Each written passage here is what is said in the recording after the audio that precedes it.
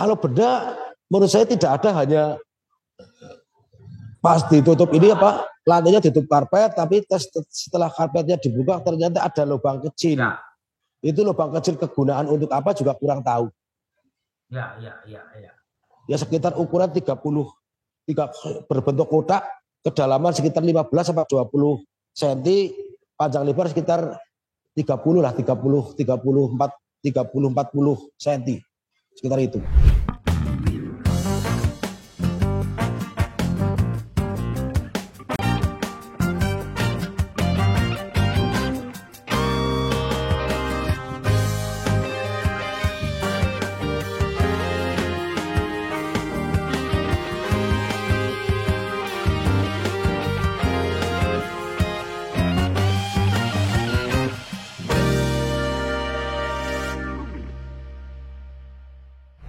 Assalamualaikum warahmatullahi wabarakatuh. Salam damai sejahtera buat kita semua. Om Swastiastu, Namo Buddhaya, dan salam kebajikan. Saya Febi Mahendra Putra, Direktur Pemberitaan Tribun Network. Tribuners, akhir-akhir ini Kabupaten Banjarnegara, Provinsi Jawa Tengah mendadak terkenal karena ada kasus pembunuhan berantai yang melibatkan seorang dukun bernama Slamet Tohari, dan korbannya mencapai 12 orang tewas, dan modus operandinya adalah kasus penipuan penggandaan uang. Nah, TKP berada di Desa Balun, Kecamatan Wonoyoso, Kabupaten Banjarnegara. Dan telah bersama dengan saya Kepala Desa Balun, Kecamatan Wonoyoso, Bapak Mah Budiono. Telah bersama dengan saya. Assalamualaikum Pak Mah Budiono. Waalaikumsalam. Luar biasa, terima kasih Pak Mah Budiono. Pak Budiono, apakah Bapak mengenal Pak Slamet Tohari, Pak? Mengenal sebagai warga saya. Oke. Kapan Bapak mengenal Slamet Tohari ini, Pak? Ya, itu kan aslinya kan orang Balun. Lahirnya dari Balun. Dari kecil juga sudah tahu bahwa Tohari lah, bukan Pak Slamet. Tohari itu juga, ya karena satu desa kan juga kenal. Karena dari kecil, karena orang kelahiran orang Balun pasti kenal. Oke. Pak, bisa diceritakan Pak, apakah Bapak juga sering sebagai kepala desa berkomunikasi dengan Tohari ini Pak, atau Mbah Slamet ini Pak? Jarang Pak. Jarang ya Pak ya? Ya. Kapan Bapak terakhir kali berkomunikasi dengan Pak Slamet Tohari, Mbah Slamet alias Tohari ini Pak? Terakhir kali kapan? Ingat saya pas waktu pencarian orang hilang yang dari Palembang. Pak, waktu itu Palembang, Bapak masih ingat tanggal berapa waktu itu Pak? Masih ingat Pak? Berarti awal ke sini, berarti kalau tidak salah bulannya Desember tahun 2021. Desember tahun 2021 Pak ya? Iya. Bapak bisa ceritakan waktu itu bagaimana ceritanya?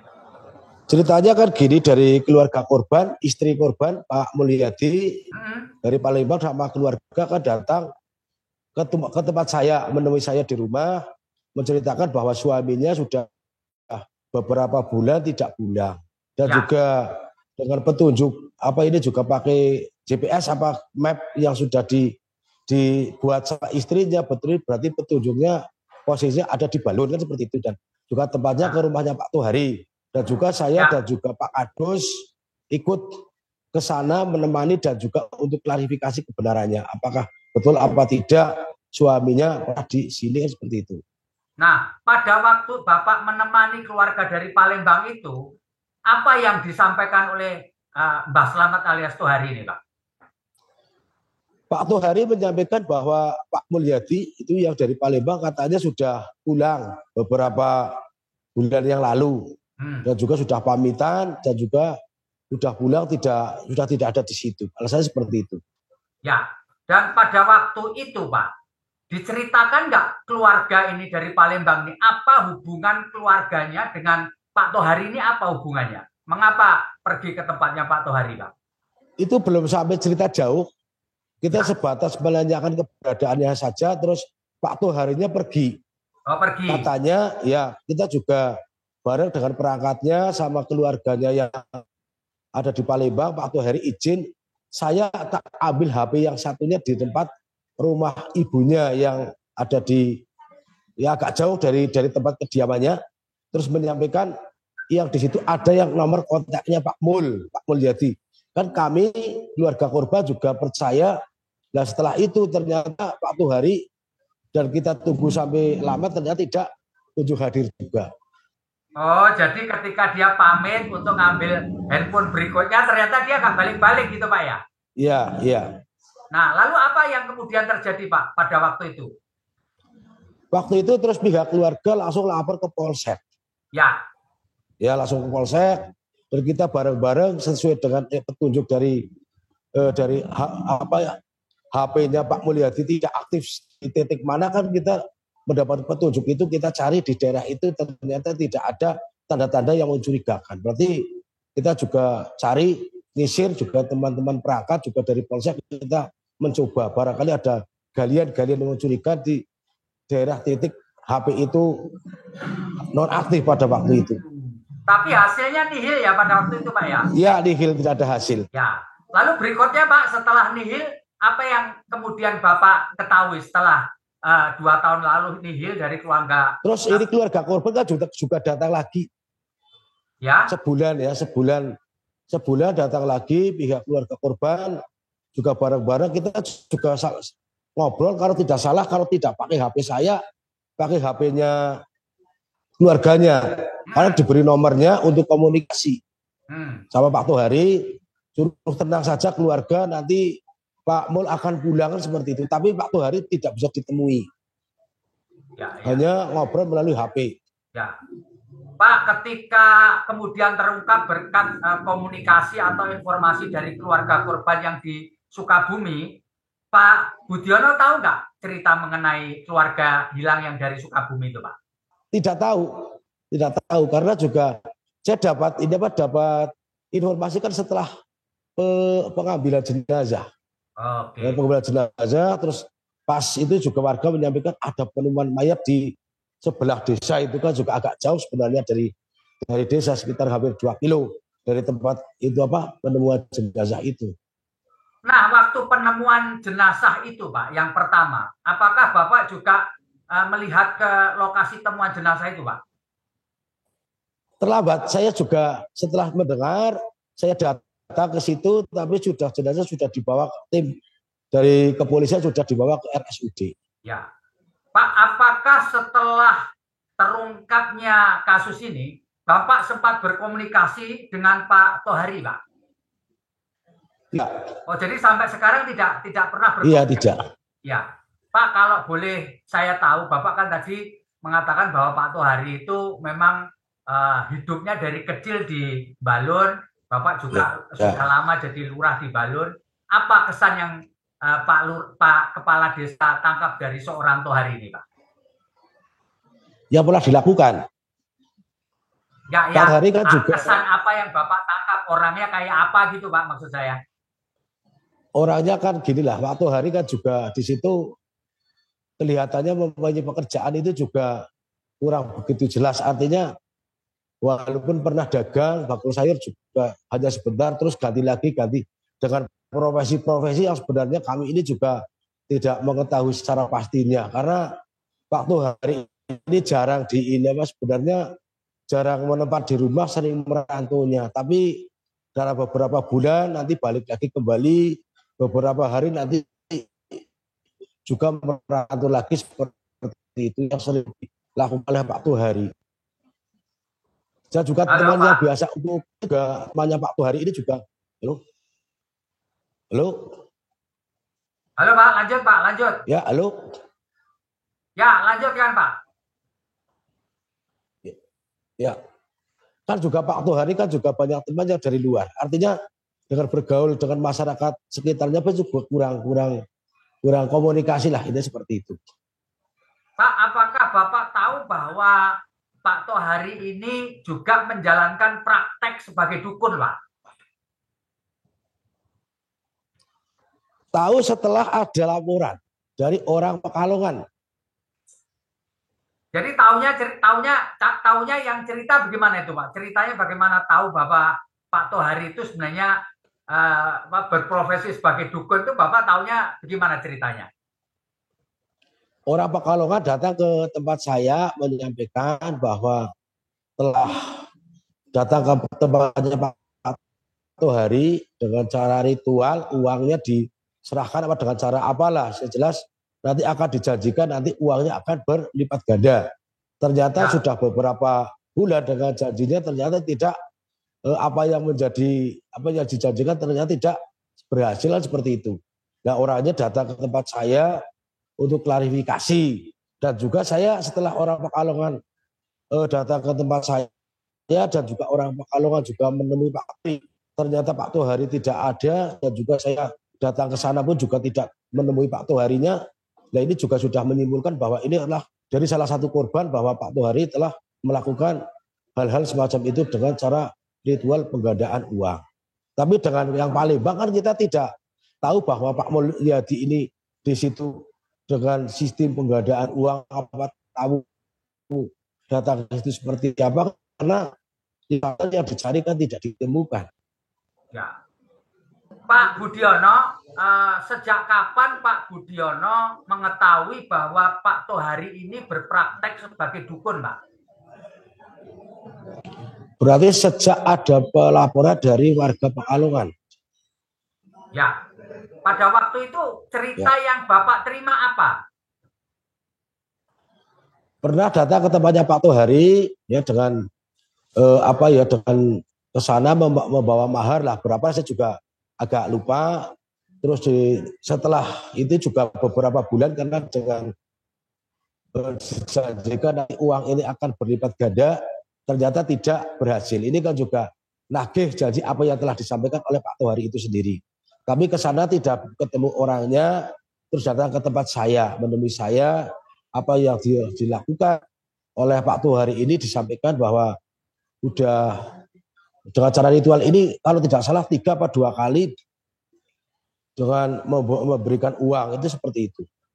Oke. Terus setelah itu juga saya juga klarifikasi ke sana juga tidak ketemu dengan Pak Tohari dan juga perangkat juga datang ke sana untuk mencari Pak Tohari ternyata juga tanya sama istrinya juga Pak Tohari katanya lagi tidak ada di rumah.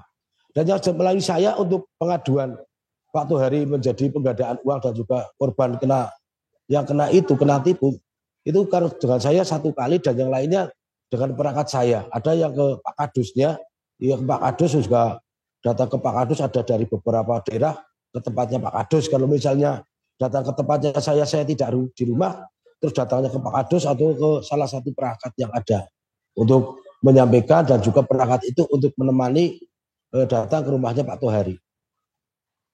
Baik Pak Budiono.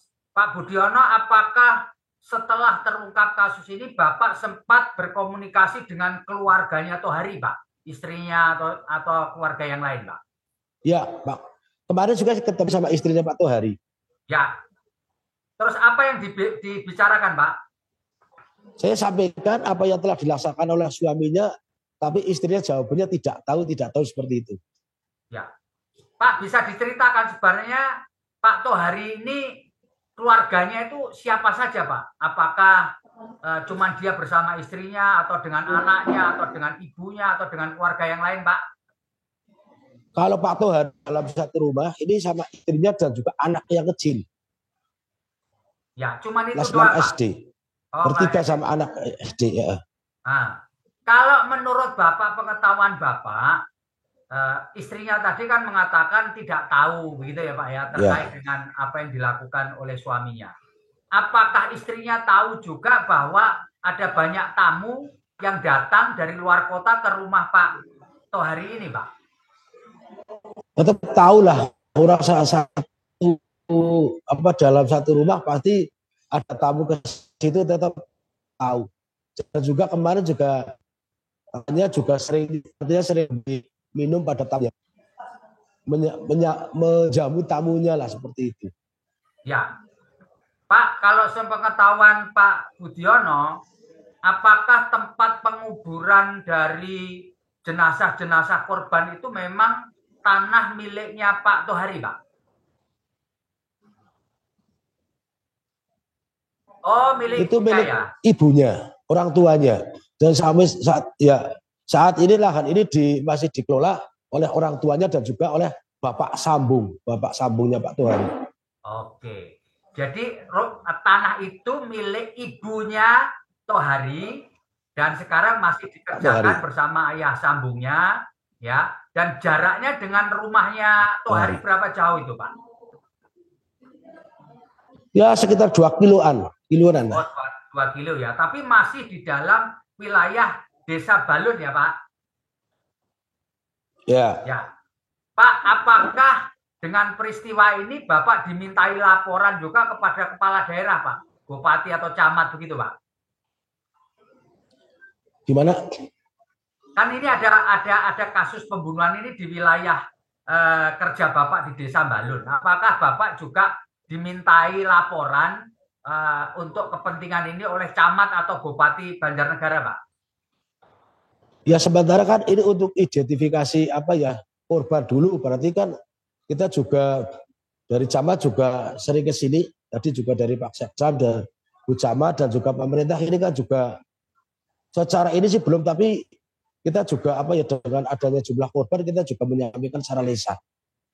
Oh, jadi Bapak menyampaikan laporan secara lisan kepada camat, begitu ya Pak? Nggih. Ya, Pak, ini sekarang desa Bapak ini terkenal banget gitu. Marga Bapak dikenal di seluruh wilayah Nusantara gara-gara kasus ini. Bagaimana? Apa yang dirasakan Bapak sekarang ini? Pertama, pada waktu ditemukan satu mayat, ini saya sendiri sudah merinding karena warga sini kan kecuali Pak Tohari orangnya baik-baik. Orangnya baik-baik, telah ditemukan satu mayat juga merinding, dan juga warga ini masyarakat resah. Artinya kenapa ada penemuan mayat di salah satu lahan, salah satu kebun. Ternyata dengan informasi berkembang setelah ditemukan lagi dengan jumlah sampai saat ini total jenazah sampai dengan 12. Ini sebenarnya masyarakat ini juga gimana lah, karena merasa juga otomatis secara psikolog juga sebagian masih tidak sebagian tetap masyarakat juga terganggu karena dengan adanya kejadian-kejadian yang seperti ini. Dan juga masyarakat sebenarnya yang merasa, dan saya sendiri juga sebenarnya malu Pak dengan adanya kejadian seperti ini. Ya kita viral dilihat orang se-Indonesia, tapi dari tindakan keburukannya oleh salah satu warga saya. Pak Kades, apakah kemudian bagaimana ini? Apakah keluarga Tohari ini kemudian dikucilkan oleh warga setempat, Pak ini?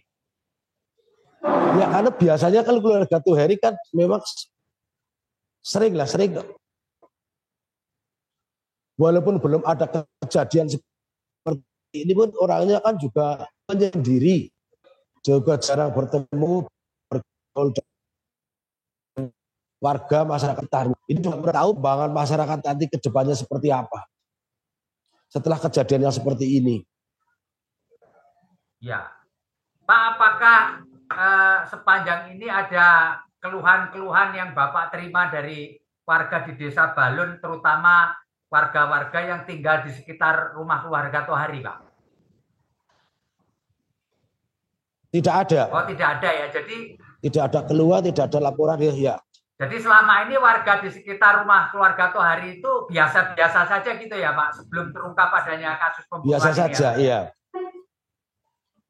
Ya, berarti dulu sebelum terjadi kasus pembunuhan kan kemungkinan melihat tamu yang datang ke rumah Pak Tohari kan itu dianggap teman atau sebatas rekan kerja atau bagaimana kan, karena tidak ada, ya karena dengan orang sekitarnya di situ tidak ada komunikasi dan juga tidak saling kan yang penting karena tidak ada hal-hal yang dianggap mencurigakan, kemungkinan dari warga seperti itu. Baik Pak. Pak, apakah sepengetahuan Bapak warga di sekitar Desa Balun, di sekitar rumahnya Pak Tohari itu ada yang menggunakan atau percaya bahwa Pak Tohari ini adalah seorang dukun gitu, ada nggak Pak yang menggunakan jasa Pak Tohari, tapi warga setempat? Kalau warga setempat, terutama yang dekat dengan wilayahnya, jelas tidak akan mempercayai bahwa Pak Tohari ini dukun. Kenapa Pak? Ya karena bukan dukun. Jadi memang warga setempat tahunya Pak Tohari ini bukan dukun gitu ya Pak ya? Bukan, bukan. Ya. Jadi kalau warga setempat mengenal Pak Tohari ini pekerjaannya apa? Ya pekerjaannya kan orang kan paling kan mengira-kira menafsirkan Bapak Tohari ini bisnis kan seperti itu. Dan bisnisnya apa kan tidak tahu karena juga dengan gonta-ganti kemungkinan tamu yang ada dibawa ke rumah itu dianggapnya kan rekan bisnisnya atau apalah seperti itu. Ya. Jadi intinya warga sekitar itu menganggap bahwa orang-orang yang datang ke rumah Pak Tohari itu adalah teman-teman bisnisnya Pak Tohari alias Mbah Slamet gitu ya kira-kira ya Pak? Ya karena juga dari tamu itu tidak menyampaikan bahwa ke warga dengan tujuannya ke tempatnya Pak Tohari kepentingannya apa kan tidak menyampaikan. Jadi warga juga tidak tahu apa yang menjadi kepentingan tamu-tamu itu. Ya. Pak, selama ini kalau memang warga tidak mengetahui desa juga tidak pernah mendapatkan laporan mengenai hal-hal yang aneh dan seterusnya begitu ya Pak ya. Dan apakah Bapak kepingin ya punya keinginan untuk bertemu dengan Tohari untuk tanya gimana sih sebenarnya masalah ini gitu? Ada keinginan nggak Bapak bertemu dengan dia Pak sebagai warga loh ini? Bagaimanapun kan Pak Tohari ini kan warga Bapak ini, betul nggak?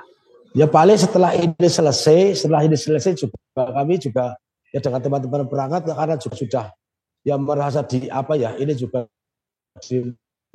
merasa dikesalkan, merasa diresahkan dengan apa yang menjadi ulah Pak Tohari.